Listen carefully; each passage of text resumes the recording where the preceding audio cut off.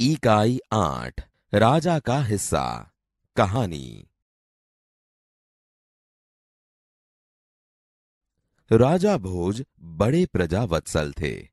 वे स्वयं राज्य में घूम घूम कर प्रजा की कठिनाइयों को देखा करते थे और उन्हें यथासंभव दूर किया करते थे। एक दिन राजा अपनी रानी के साथ रथ पर सवार होकर राज्य का भ्रमण कर रहे थे। वे राजधानी से बहुत दूर निकल गए। उन्होंने देखा कि एक खेत में एक किसान हल जोत रहा है, मगर उसके हल में एक ही बैल है। दूसरे बैल के स्थान पर उसकी स्त्री हल खींच रही है। राजा भोज ने रथ रोका और किसान के पास जाकर कहा, भले आदमी, तुम यह क्या अत्याचार कर रहे हो? भला कहीं स्त्री को भी हल में जोता जाता है? मेरा एक बैल मर गया है, दूसरा बैल खरीदने के लिए मेरे पास धन नहीं है। अगर खेत न जूता तो मैं खाऊंगा क्या? कहकर किसान पुनः अपने कार्य में लग गया। उसे क्या पता था कि उससे बात करने वाला कौन है। राजा ने कहा, अरे भाई, जरा सुनो तो। जो कहना है मेरे साथ चलते चलते कहो, मेरा काम क्यों रोकते हो? किसान ने कहा। राजा भोज उसके साथ साथ चलने लगे। अपने काम के प्रति किसान की लगन देखकर राजा भोज बहुत प्रभावित हुए। वह बोले, भले आदमी, इस प्रकार तो तुम्हारी पत्नी थक जाएगी और थकावट की वजह से कोई दूसरा कार्य भी नहीं कर सकेगी। किसान बोला, फिर तुम ही बताओ, मैं क्या करूं? राजा ने कहा, तुम मेरे साथ चलो, मैं अपना एक बैल तुम्हें दे देता हूं, मगर इतनी देर मुझे काम रोकना पड़ेगा। तुम ही बैल ला दो। किसान बोला, अच्छा ऐसा करो, तुम अपनी पत्नी को रथ के पास भेज दो, वह मेरी पत्नी से बैल ले आएगी।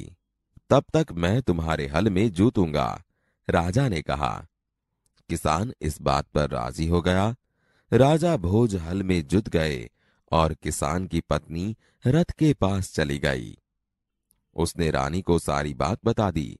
रानी ने पूरी बात सुनकर कहा, तुम्हारा बैल तो कमजोर होगा, वह हमारे बैल का साथ नहीं दे सकेगा, इसलिए तुम दोनों ही बैल ले जाओ। किसान की पत्नी दोनों बैल लेकर खेत पर पहुंची। किसान बहुत प्रसन्न हुआ। राजा भोज ने कहा, अगर कभी कोई दिक्कत हो तो मेरे पास आना। कहकर राजा भोज ने उसे अपना परिचय दिया तो किसान बहुत शर्मिंदा हुआ। उसने राजा से बार बार क्षमा मांगी। राजा प्रसन्न होकर वापस चल दिए। उस बार उस किसान के खेत में बहुत अच्छी फसल हुई। उसके आश्चर्य का ठिकाना न रहा जब उसने देखा कि खेत के जितने हिस्से को राजा भोज ने जोता था उसमें मोती उगे थे, बाकी के हिस्से में उम्दा किस्म के गेहूं उगे थे। किसान बहुत प्रसन्न हुआ।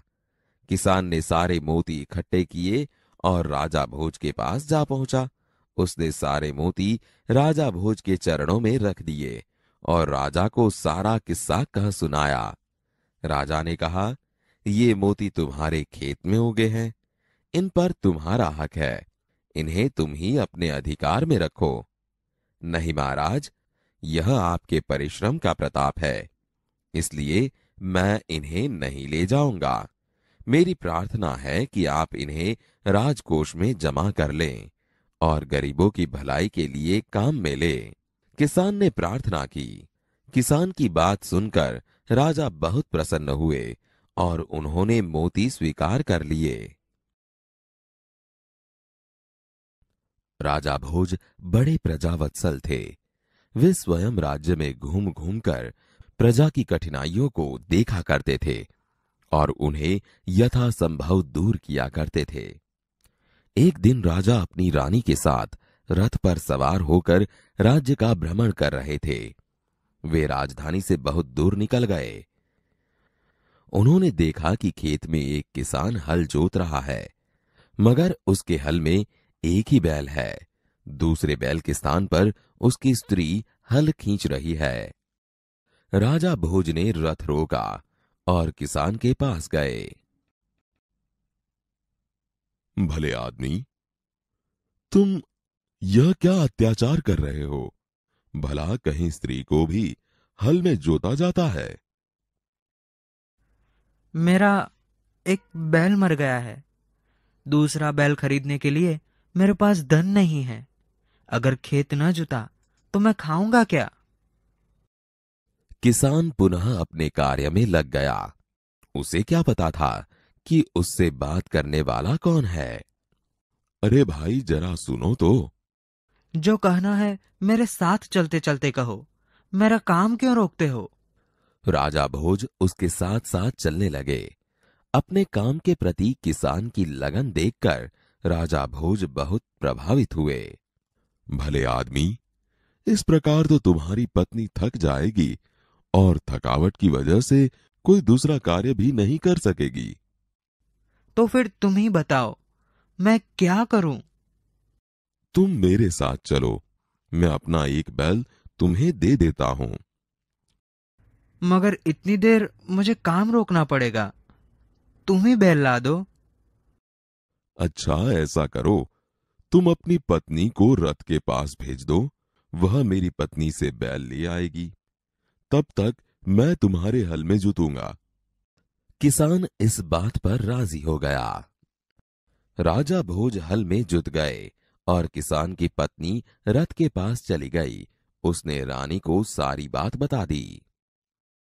तुम्हारा बैल तो कमजोर होगा, वह हमारे बैल का साथ नहीं दे सकेगा, इसलिए तुम दोनों ही बैल ले जाओ। किसान की पत्नी दोनों बैल लेकर खेत पर पहुंची। किसान बहुत प्रसन्न हुआ। अगर कभी कोई दिक्कत हो तो मेरे पास आना। राजा भोज ने उसे अपना परिचय दिया तो किसान बहुत शर्मिंदा हुआ। उसने राजा से बार बार क्षमा मांगी। राजा प्रसन्न होकर वापस चल दिए। उस बार उस किसान के खेत में बहुत अच्छी फसल हुई। उसके आश्चर्य का ठिकाना न रहा जब उसने देखा कि खेत के जितने हिस्से को राजा भोज ने जोता था उसमें मोती उगे थे। बाकी के हिस्से में उम्दा किस्म के गेहूं उगे थे। किसान बहुत प्रसन्न हुआ। किसान ने सारे मोती इकट्ठे किए और राजा भोज के पास जा पहुंचा। उसने सारे मोती राजा भोज के चरणों में रख दिए और राजा को सारा किस्सा कह सुनाया। ये मोती तुम्हारे खेत में उगे हैं, इन पर तुम्हारा हक है। इन्हें तुम ही अपने अधिकार में रखो। नहीं महाराज, यह आपके परिश्रम का प्रताप है, इसलिए मैं इन्हें नहीं ले जाऊंगा। मेरी प्रार्थना है कि आप इन्हें राजकोष में जमा कर लें और गरीबों की भलाई के लिए काम में ले। किसान की बात सुनकर राजा बहुत प्रसन्न हुए और उन्होंने मोती स्वीकार कर लिए।